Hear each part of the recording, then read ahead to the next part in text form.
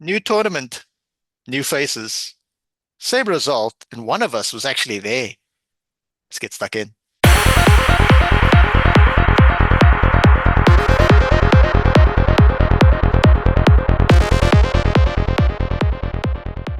Hello and welcome back to Bit of an Animal, the South African Rugby Union podcast here on Global Gainline's YouTube channel.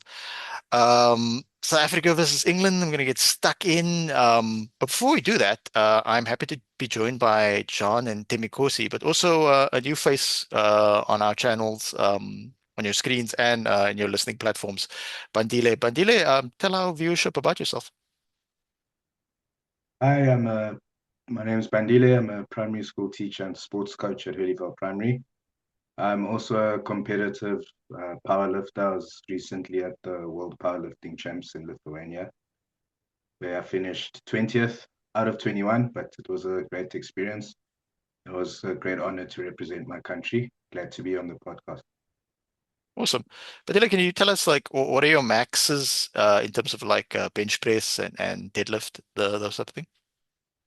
Um, Bench press 150, squat 270, and deadlift 300. Hmm, I've very done that in impressive. training, but yeah, it's a bit harder in competition. Yeah, because it's having a stroke there on my screen. All right. It sounds like Right? you're Isn't deadlifting is Timikus's weight. His reaction is like he's having a stroke.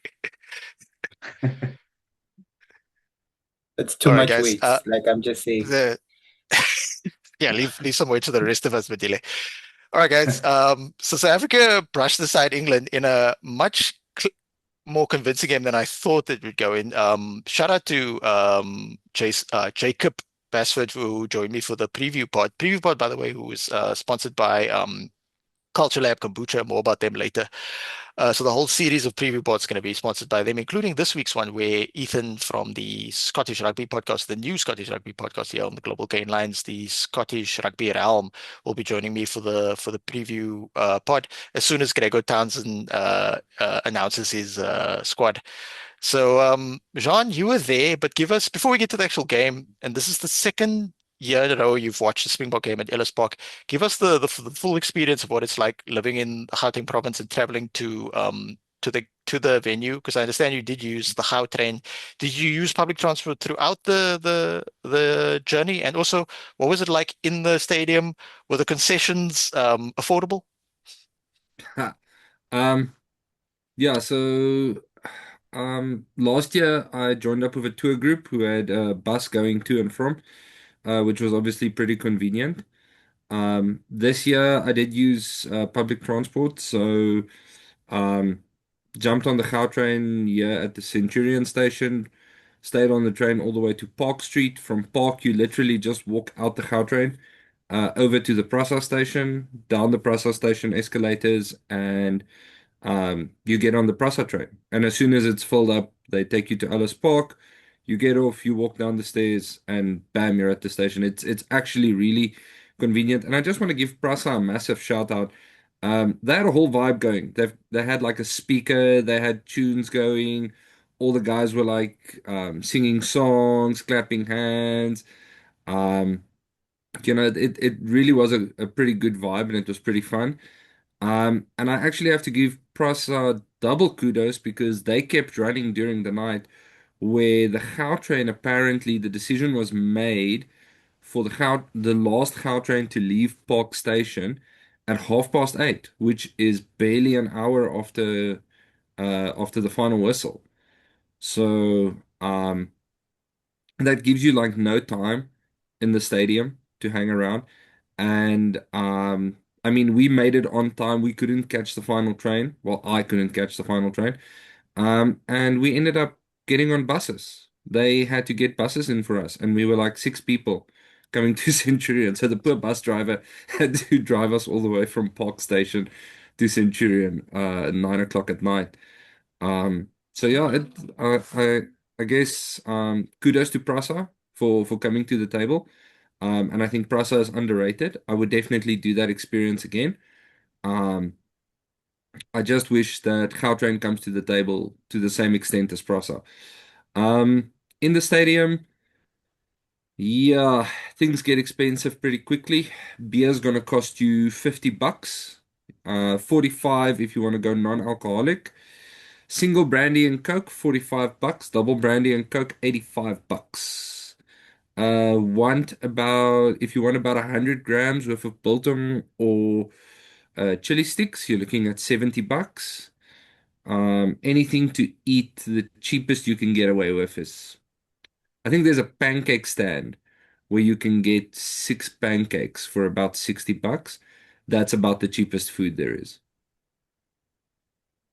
So Yeah. yeah, not Um, not an expense, not a cheap day at the races.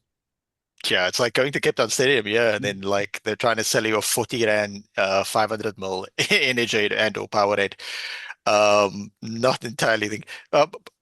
Jean, where did you sit within the stadium? Did you sit the similar place to last year or slightly different? Similar place to last year, so on the north upper stand. Mhm. But then at about halftime, I decided there was some value in my ticket that I hadn't yet squeezed out. Mhm. So I went to one of the lower seats, went Yeah. to explore what it was like to sit on the lower tier in someone else's empty chair. And I watched the second half from there at a bit of an angle. But it was fun because I got to where in the first half South Africa was playing away from me, second half they were playing towards me, which is really fun to see. Also slightly terrifying when you see a guy like Zachary Porthen demolish three humans and come in your general direction. It's interesting because what was the vibe like in the stadium? Because it's a 62,000 seater stadium, but they were able to eventually get 52,000 people into paying customers into the stadium. So from the videos that you shared with us and the ones we saw on social media, the atmosphere seemed quite enjoyable. Would you concur? Yeah, I'd say match day count that they gave us was 52,920 people through the gates. Hmm. Um, yeah, there was a pretty good vibe. I think it was a pretty good vibe. Mostly because a lot of people had arrived quite earlier, and their credit cards had taken a bit of a beating. Um, yeah, I think generally it was a good vibe, for the people who were there. I don't think there were, a lot of people who were upset or confused or anything like that. I mean, how sad or angry can you be sitting in Ellis Park with 53,000 other people going bananas every second? So, Yeah. yeah. No, Did you the vibe was pretty good. did you see any English supporters? Actually, saw a couple. Sorry. An elderly gentleman from England was sitting in my row. He had a very suspicious hydro pack on his back that I don't think contained water. Um, And then yeah, they were sprinkled throughout the stadium, but for the English, Joburg is pretty much same as Liverpool or Northampton or one of those places. So I doubt they felt out of place being in Joburg. Um, yeah, there were a couple. Unlike the Australian fans last year, they didn't sit together. So that just goes to show the English even annoy each other. It was just interesting because like last time I was at Cape Town Stadium, the Connacht supporters all like grouped together and they were all wearing Connacht thing, but I think they were on some sort of tour. There were some Irish supporters sort of scattered around here and there. Jean, onto the game. We won. It was a weird first half, but then we shifted into gear in the second half. Your thoughts? Yeah, I think in the first half we got off to a barnstorming start, which is nice. I mean, no one says no thank you to three quick tries in the first 15 minutes. Um, and for a certain, I think the 10, 15 minutes before halftime, I started getting the feeling of here we go again. A la Australia last year, playing ourselves tired and then allowing them to slip back into the game. They scored the two quick tries in succession. I think mostly because, there's almost just a natural swing of momentum. You can only be dominant for so long against a top five team before they eventually get their hands on the ball and start getting some possession and start getting one or two things right. So it wasn't unexpected that England started to get into the game.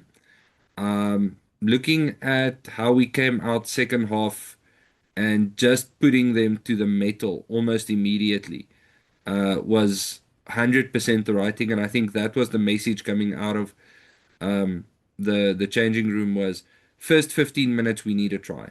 If we don't get a try, it's going to turn into a slugfest and it's going to become a penalty kickoff or it's going to become who gets the last turnover or penalty or whatever.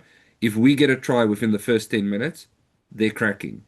And we'll get another try and we'll get another try and we'll get another try. So I think, in terms of a broader strategy, that was the right thing to do. Some interesting things. I actually think England countered us extremely well. Marcus Smith was on the money in terms of positioning for countering the box kicks from the box. The only problem was he's not competitive in the air. He doesn't have the height or the jump to compete with the likes of Colby, Kirtley, or Willemse. And then yeah, I just think that England's kicking out of hand sort of played into our hands. If you take a look at yeah, sure, they force Willemse back 20, 30 meters, but then he kicks a 50-22. That sort of breaks your speed heavily. And I can tell you, when he kicked that 50-22, the whole stadium went nuts. So the kind of heads-up rugby that we were playing, just saying, look, take your chances, shoot your shot, was pretty good. And then one thing I noticed, and I'll definitely look out for it in the future, is with Mani Libokonten, one thing it does actually provide us is it allows both our wingers to stay up because he slots into the backfield. So now you've got good out defense out wide, when normally you've got this sort of pendulum of one winger coming back to assist the fullback, and then as the attack swings over, this winger comes up and the other winger comes back, which creates a problem because the moment your winger makes a tackle, your backfield is exposed.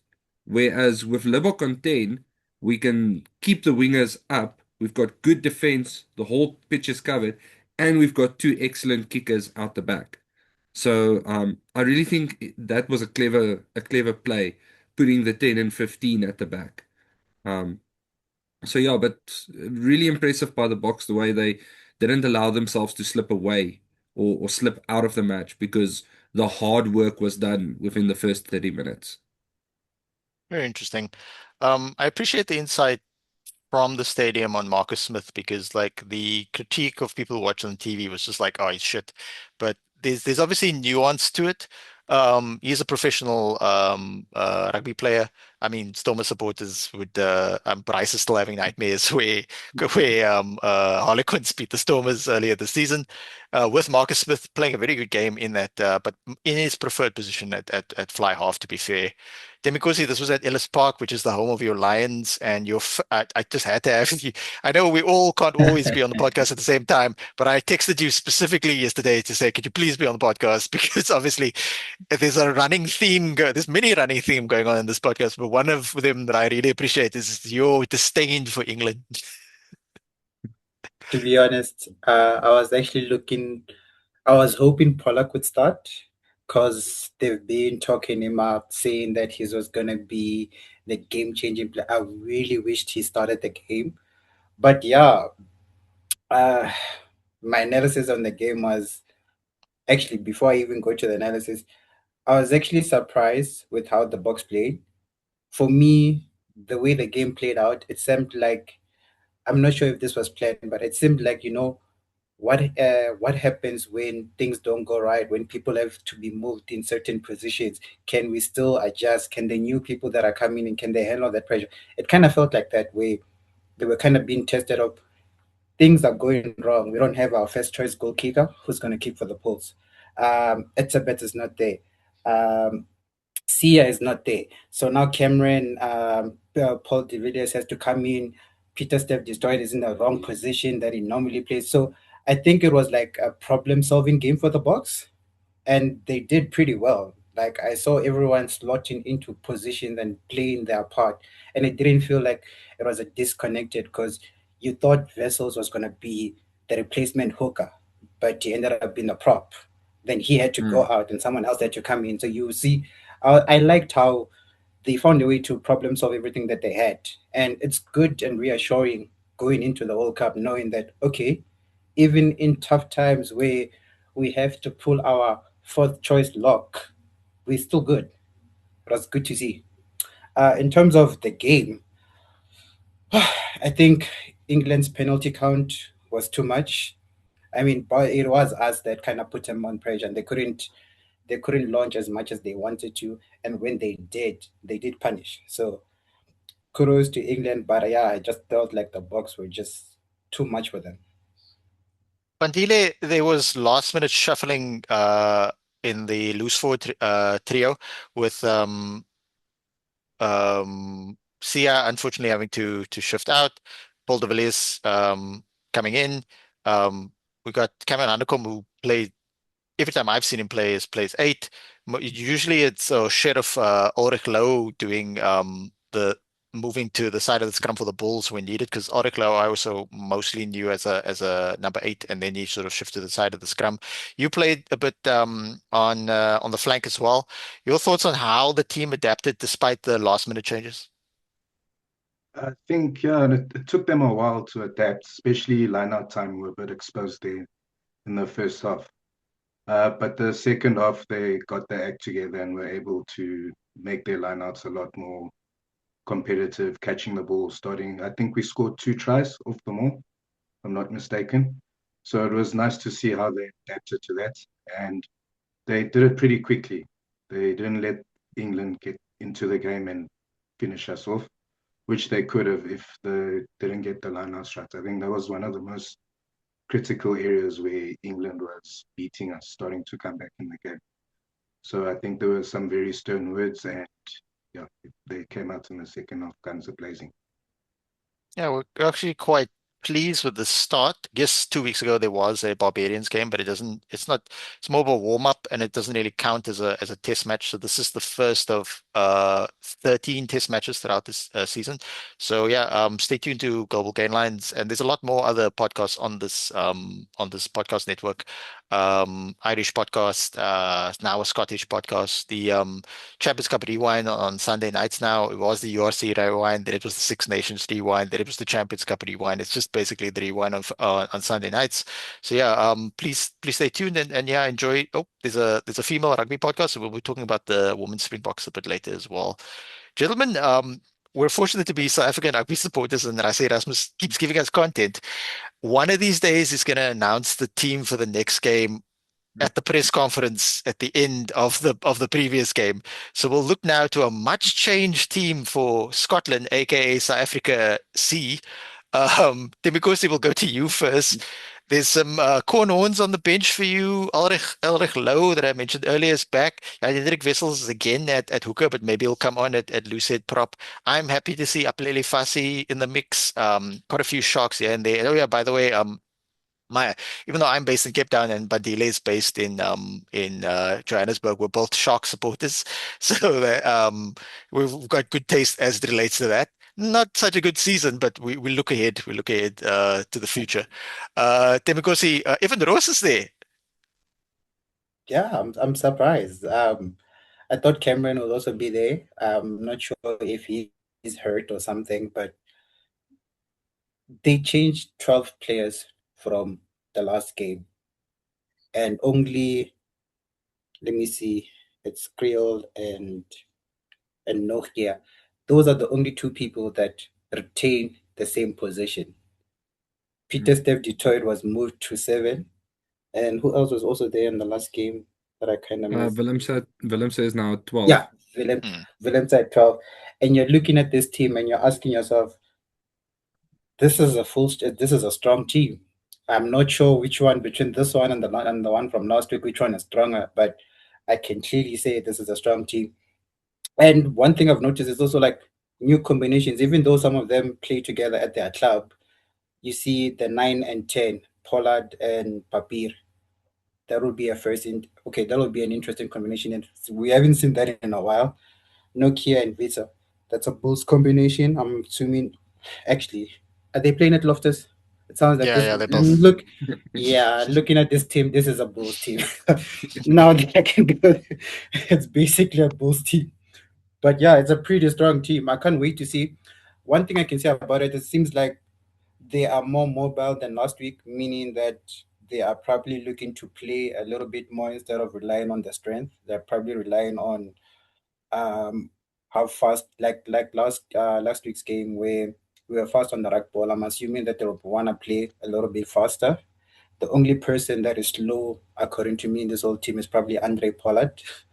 But yeah, everyone else is just wheels for days, and they're pretty mobile. So I'm assuming that they want to play a fast and mobile pace. Bandile, are you encouraged how many Sharks players are in this mix? Yes, glad to see. Especially Apalela Fassi. I think he's a fantastic player, especially in the air. They're going to have a hard time kicking balls to him because his counter attack and his reading of the ball in the air is amazing. So I'm glad to see that he's in the team, especially. John, this is at your home ground. Bit of a mixed team. Excuse me. Grant Williams shifts to the bench. I'm obviously stoked to see Vincent Tuka there. I hope he gets a good run out. Ben Jason Dixon covering lock again. And Shunu was a revelation of a season since leaving the Sharks and moving to the Stormers. I hope to see a solid scrummaging performance from him. And obviously, everybody's talking about Zach Porthen. Why? Because he's so young and yet so effective at tight head prop, which is really a position people think of as for more mature players. Like you peak at tight head prop later in your career, maybe late 20s, early 30s.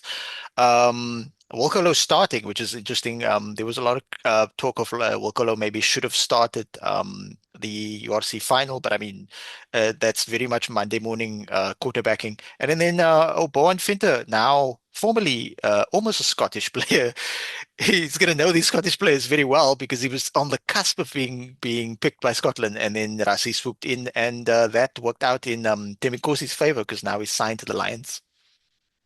Yeah, look, the you have to give Rassie credit. If there's a guy who can wind you up or play mind games for days, it's Rassie selecting Boan Venter at one against the Scots. I mean, they're probably looking at that selection and knowing exactly like why he did what he did. But yeah, I mean, if you look past the two props, but you can even look at Boan Venter. Right. That's a pretty mobile forward pack.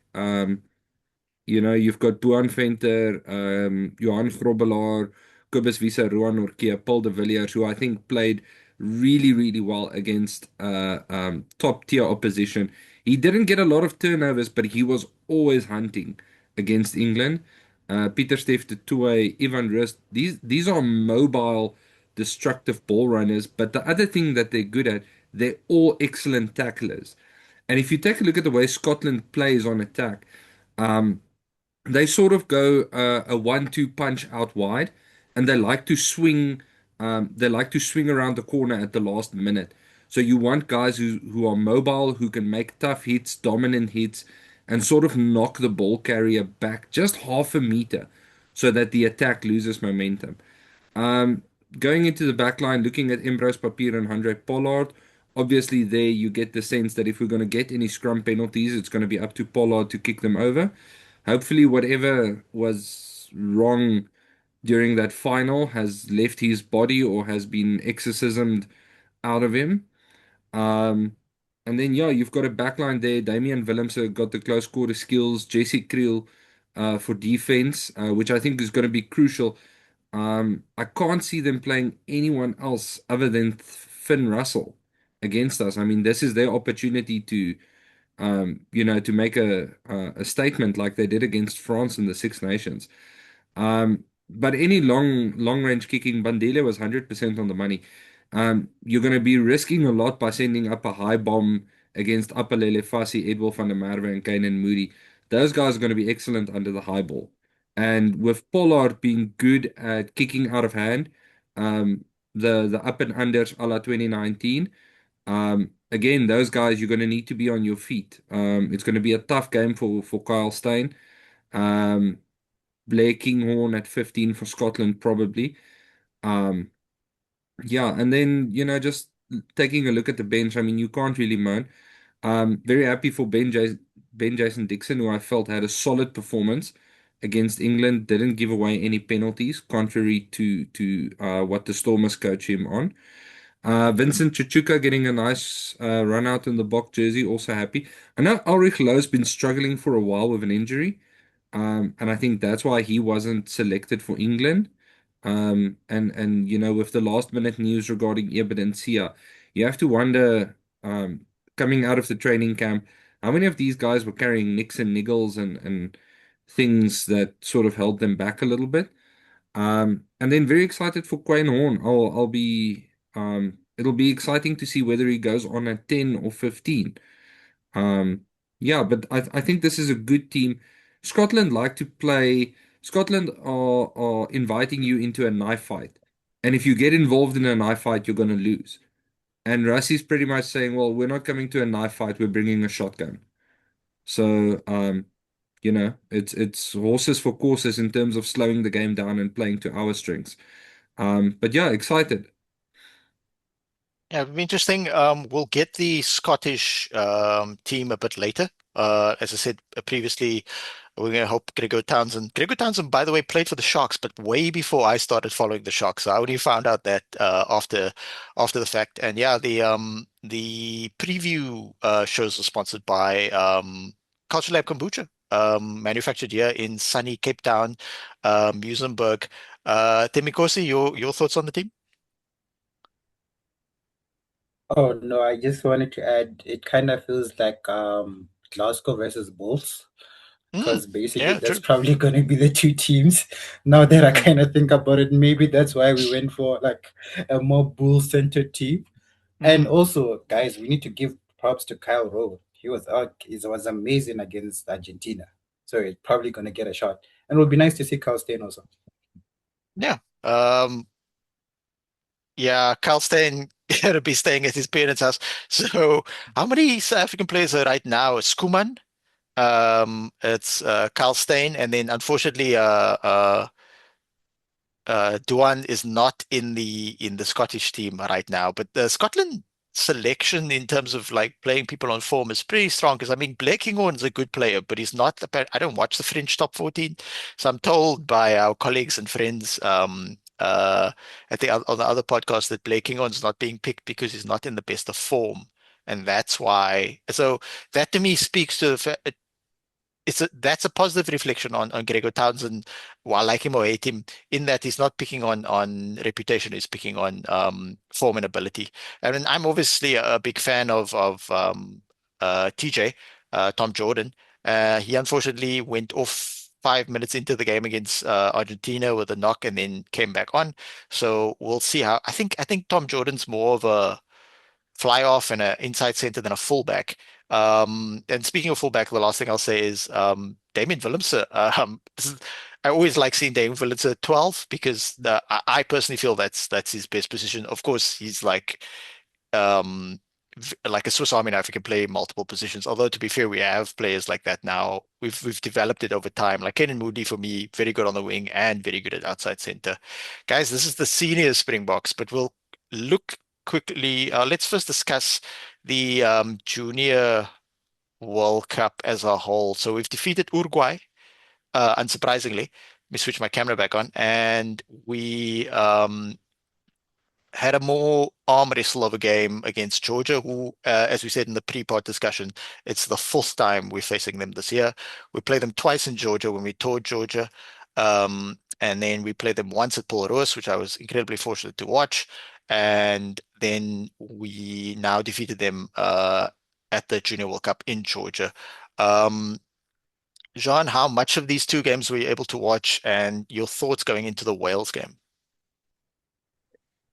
Um, Not really a lot so far. What I'll say is, and this is mostly from highlights and reading the sentiment, is the team is looking very good. It's a well rotated team. I think there's a lot of confusion because a lot of people feel like Riley Norton and Vusi Moyo were plucked and sort of the opportunity was taken away from them to be with the junior Springboks. And then you have to sort of understand that it's difficult, and it probably was a two-way conversation. I mean, Rassie is not the kind of, I don't see him as the type of coach to go to a player and say, listen, I'm going to take a junior world championship away from you to get you ready to be the next Sia or the next Andre or the next whatever. Um, I can see it being a two-way conversation, and because Rassie believes in his players buying into his plan. So if he's got a plan to say, listen, Riley Norton's got this incredible natural leadership and calmness about him, and he sees him as a potential leader um, in the senior men's team setup, that would have been a conversation that he had with Riley Norton. Same with Vusi Moyo to say, listen, I see you potentially having a role to play. I mean, Sasha's injured. We need free fly-offs. Are you willing to do this? Are you willing to give up the junior championship? I can't promise you victory or glory or anything, but are you willing to do this? And often people are now like, oh, but they didn't play against England, forgetting this, and they'll won't play against Scotland, but there's still a game against Wales where these guys can get a run out um, against solid, professional rugby players. So I think everyone just needs to look past the superficial and understand that nothing is given freely or asked of you freely in the Springboks in the Springbok setup. Rassie will have had a good, open, honest conversation with these guys and said, I would like you to do this if you're up for it. If you're not up for it and you want to go to the junior champs, go to the junior champs. But I mean, who wouldn't be licking their chops at the opportunity to be in the senior men's team? Um, in terms of going up against Wales, the team looks pretty solid. I'm very happy. Hopefully, Yakin Ahmed keeps both feet on the ground and waits for the tackler to land before making, the ball carrier to land before making any tackles. Because I really think he's a talent. Not that the under 20 team is in any sort of shortage of talent. It's just incredibly abundant what they have there. Yeah, we've always had good under 20 teams, but of late, because of the synergy between um, SA Schools, Junior Springboks, Springbok A team and the senior team, as well as sort of like the development through Grand Como Week, Craven Week, which is happening right now, Grand Como Week, which happened like a week ago. Um, there's more of a focus, and they everybody seems to be singing from the same hymn sheet. Uh, Baby Bok head coach Kevin Foot saying, "Hey, look, we're in constant communication with the people below us as in the SA schools as well as the people above us in terms of Springbok A and senior Springbok, and the opportunity for players. It's like, what do you prioritize? It's like it's similar to the conversation of like, why doesn't New Zealand allow players to be picked, even if they don't play in the Super Rugby, is because they're saying, look, we are prioritizing this tournament to then feed into the national team, and you have to make a decision. So you're completely correct in terms of like these young players, and obviously people want us to go on to win two Junior World Cups in a row, and it's understandable for people to think, oh, there's less of a chance now we'll win two Junior World Cups, but there was no guarantee we were going to do it, even with a full strength, quote unquote, full strength team. I mean, there's so much actually made took the opportunity the other day to make a list of players. I went through the team sheets of the three games I was able to watch live here in Cape Town, and then I compared it to the team that's now in Georgia, and I made just a quick list of like players who played really well in those games live that I saw. Who didn't even make it into the original list without Riley Norton and Vusi pulled out of it. So what's also interesting is that Rassie didn't say anything about Riley Norton per se as it relates to like the Junior World Cup as soon as he was picked. But as soon as they announced that he had a grade 3 hamstring tear and he was out for 10 weeks, he then sort of mentioned that the overall idea was for him to get one game in this 3-match series and then actually be sent on a plane to go play in Georgia. So which would have been awesome. But unfortunately it's not for him. But that's just the hand one's dealt. It's like Kevin Foot said the other day, look, we can lose these guys to the senior team, or we can lose them to injury, we can lose them to illness, anything can happen. We can lose them to family bereavement. So you can't sort of like guarantee that if anybody's going to be there. And that's also a reflection for the players to say, like, don't take any of this for granted. So the players I did sort of note, and I'm sure there are others, would be wing Jade Muller, Altus Rabe hooker, also from Paul Roos, met his dad. Shout out to him. Very, very mobile prop. Bongani Glamini, he didn't make it into the original team either. Lindsay Jansen, another very good wing, didn't make it in the team. And then Thomas Billing didn't make it to the original team, but then when Riley Norton got pulled into the senior team, Thomas Billing got thing. And Kai Pratt's not there because he's also got a injury, a foot injury, by the way. So overall, we're still very much in with a shot of, and we'll look at I'll bring the actual team sheet that we selected up for the Worlds game. We're still very much in the running to win this game. Demikosi, as I bring the team sheet up, your thoughts? Yeah, just to carry on the sentiment you guys were saying. I don't know. I think Raz, if you're good enough to play for the senior team, I think you should go for it. Um, Mostly because I feel like most of your career is you're going to be playing in that phase. So the quicker you adjust to it, the better. But yes, I do understand that he could have won like what is this? Riley Norton could have probably won like two junior World Cups in a row. But hey, if you miss one junior World Cup and get an actual World Cup, which one is better? You know? But yeah, a pretty strong team and so much rotation, and it kind of feels like you guys were saying, that the synergy between all the fears of Springbok is kind of in some sort of, they're in alignment. And you can kind of see with this team also, where compared to last week's compared to, was it last week, yeah, the last game that they played, there is a few changes, but you still kind of look at this team and you go like, all right, they can do the job. I trust them to not, I want to say, can I predict the score? Probably will be not maybe as tight as the Georgia game. I'm not sure about the scoreline, but I am assuming that Wales will put up a better fight than maybe Georgia. So I'm expecting a tighter game, but they could probably still get like what, 40 points on them and still win it. And you would, and we'll come back and think like, wow, that was an easy game.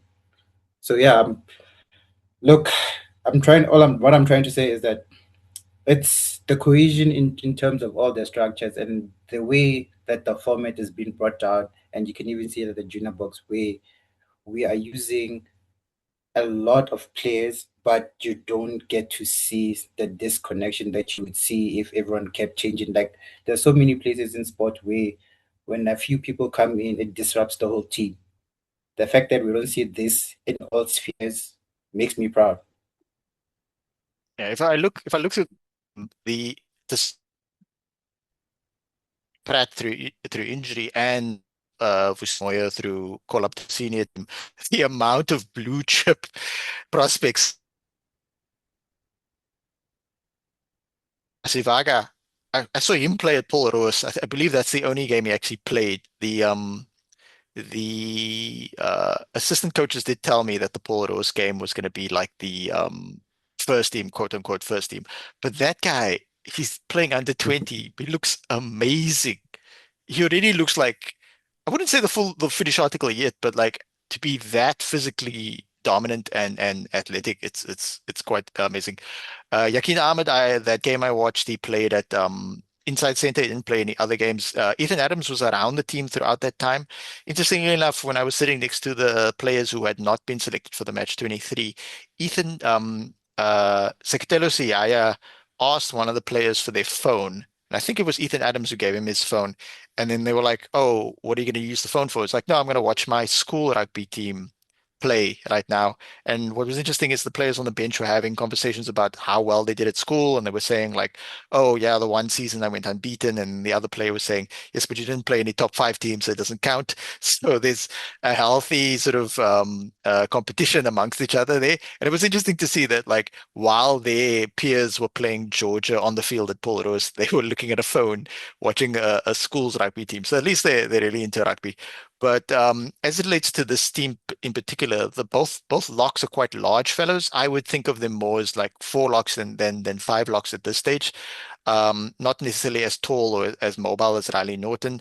Um, and then the fact that Jordan Steenkamp's on the bench, Marcus Muller's on the bench, that's massive impact. Ger Kempo, I believe, played all three games in the South African series against Chile, Fiji, and then Georgia. He's one to look out for, sort of a Peter Steph Toy type player.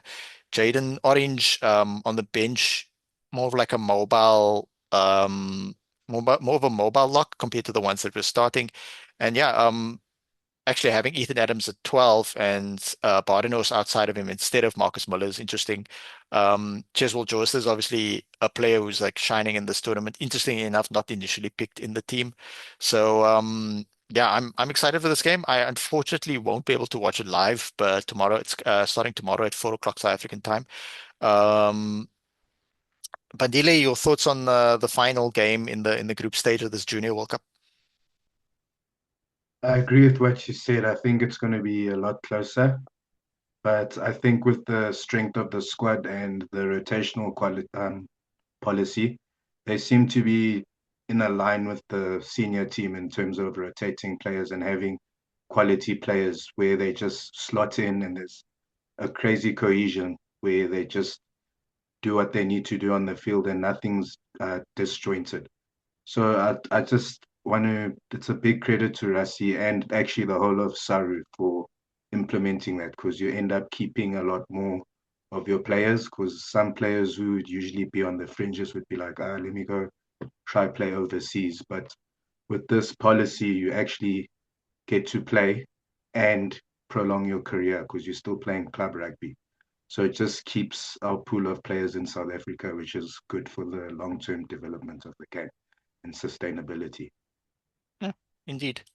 Um, Guys, Jean, were you able to catch the Women's Springbok game as the curtain raiser to the men's senior Springbok game?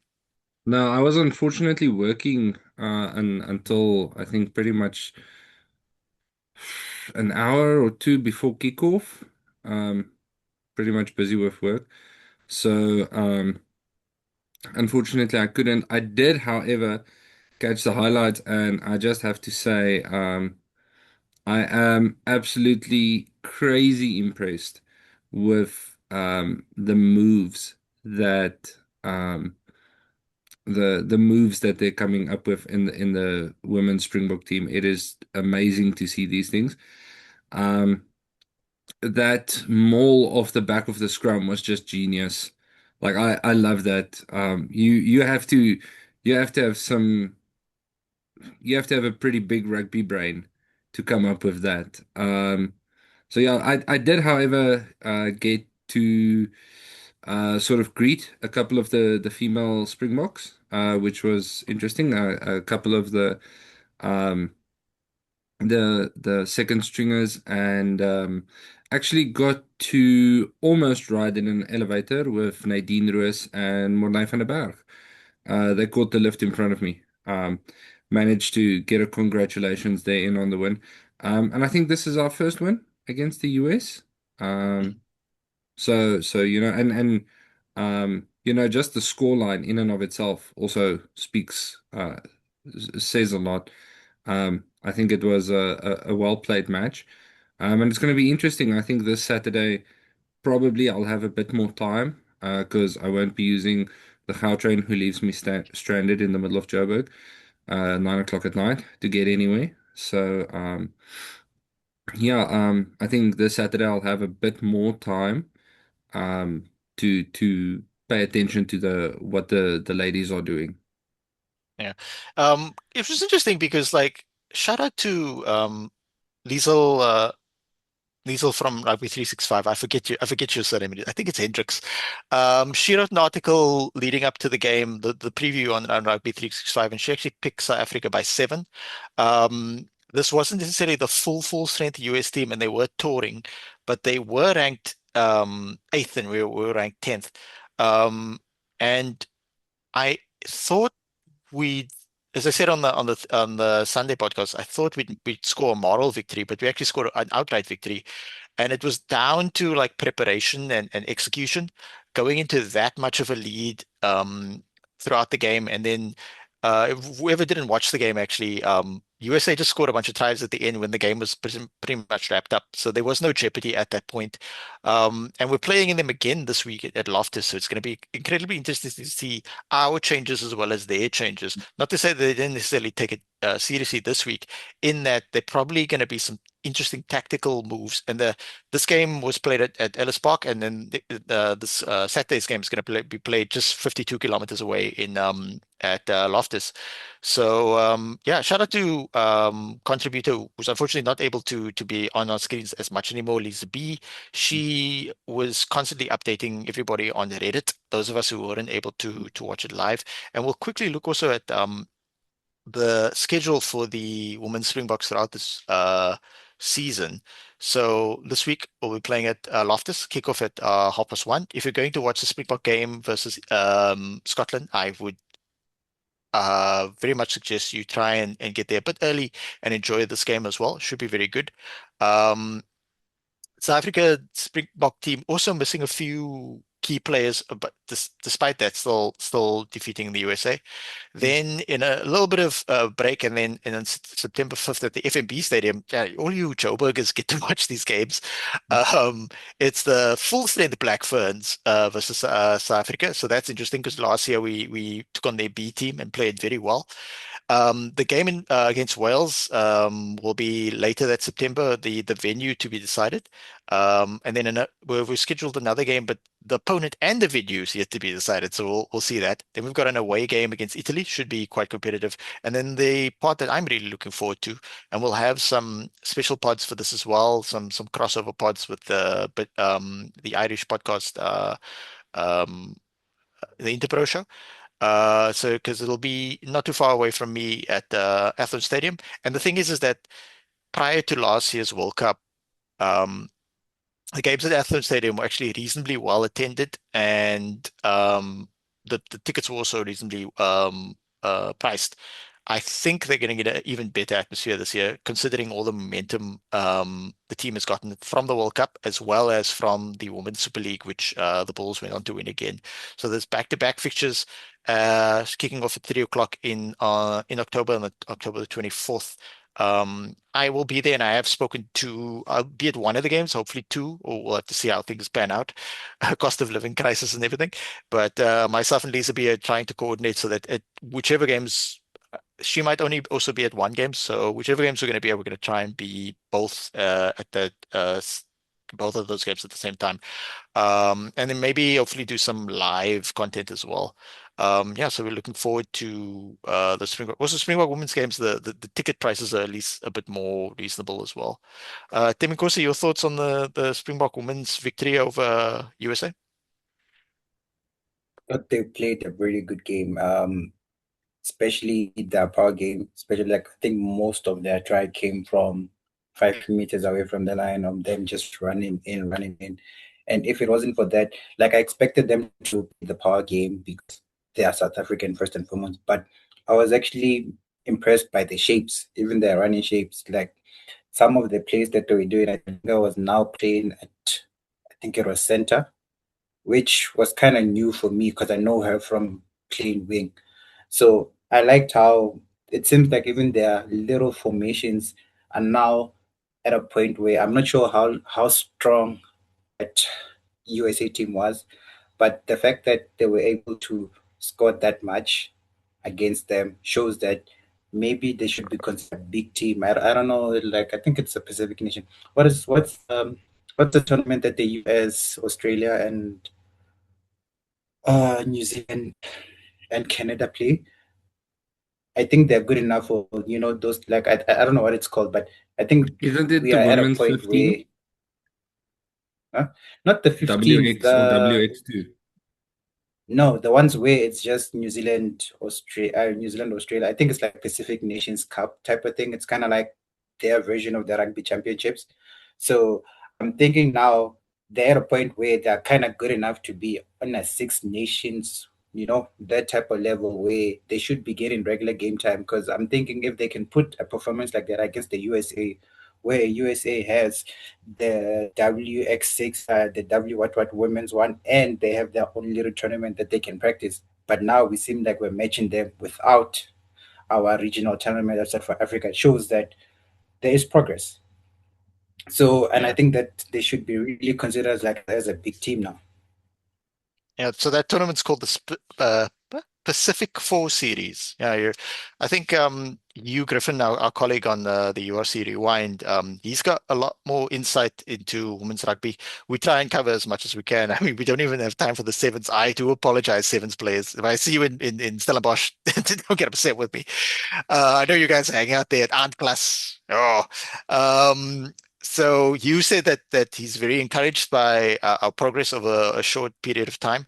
What's also interesting, Bandile, is that breakthrough Bulls player Lebogang Railebule, she wasn't even in this team. I thought that she would get a cap here or there, but I mean, it's just the first game this season. She came off the bench, most notably against Western Province here in Bellville, and like outran a wing. So I thought they would fast track her into the team, but they seem to be she is within the squad, is my understanding, but uh and she's quite young as well, but incredibly explosive. I think they seem to be sort of like slow burning her into the broader squad. But Dile, I don't know your complete insight into like women's rugby in South Africa as a whole, but just your thoughts in general. Well, like he said earlier, the progress is impressive, especially because we're fairly new at the women's rugby compared to the US. They've been a top tier side for, I think, about 10 years now. So it would be nice to see them in a more standardized competition, like a Four Nations or anything like that, to see them consistently play, to see what they can really do. Because if we can introduce them to that, I think they do really well. Okay. Guys, we don't have the Scottish team just yet, but I'm sure there'll be some South African names there, like McVan der Merwe. But we'll go on predictions on vibes alone, starting with the Jujon.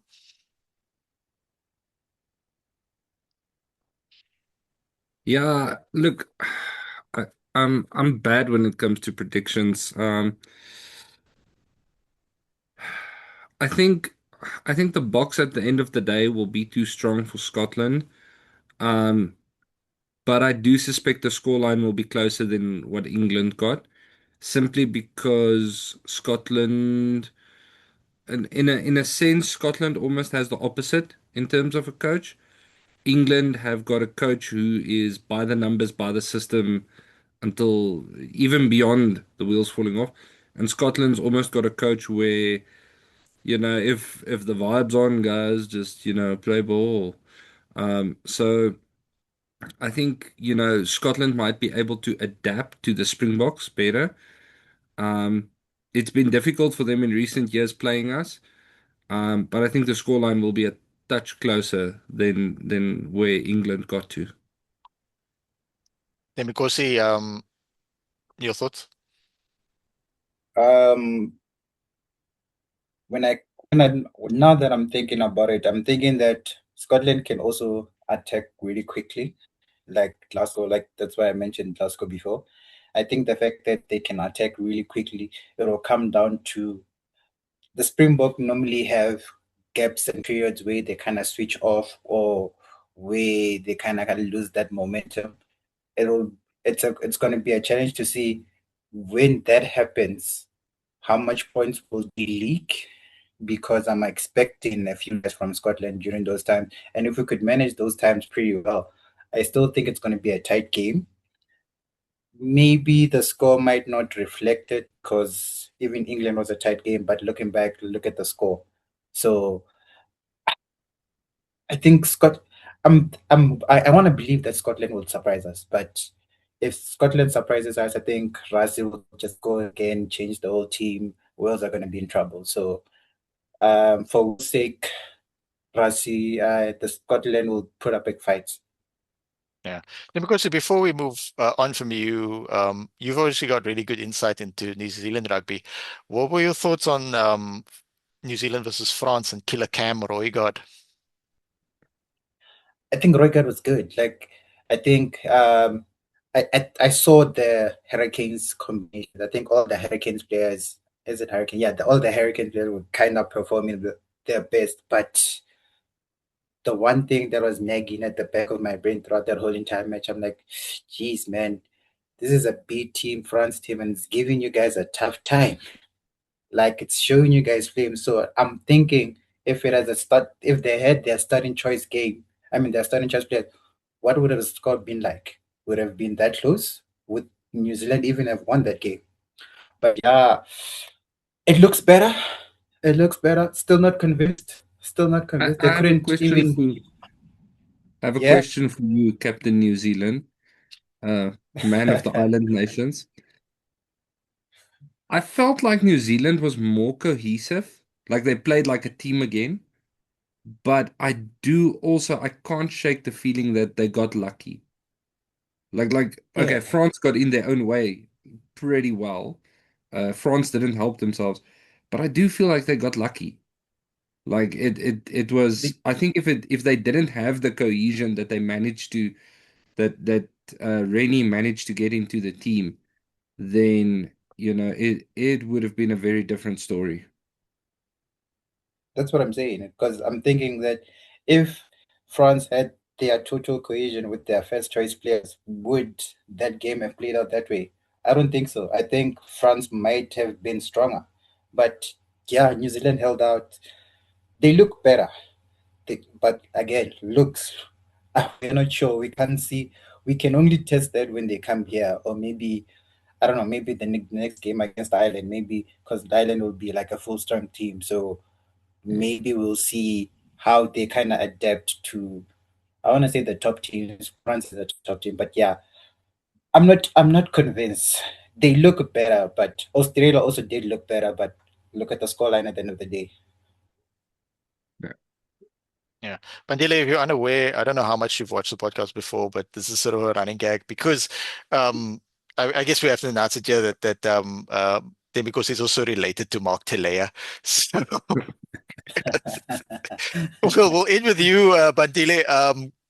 Prediction on the early predictions because just vibes. We don't have the Scottish team right now, so vibes on prediction vibes on Scotland versus Africa.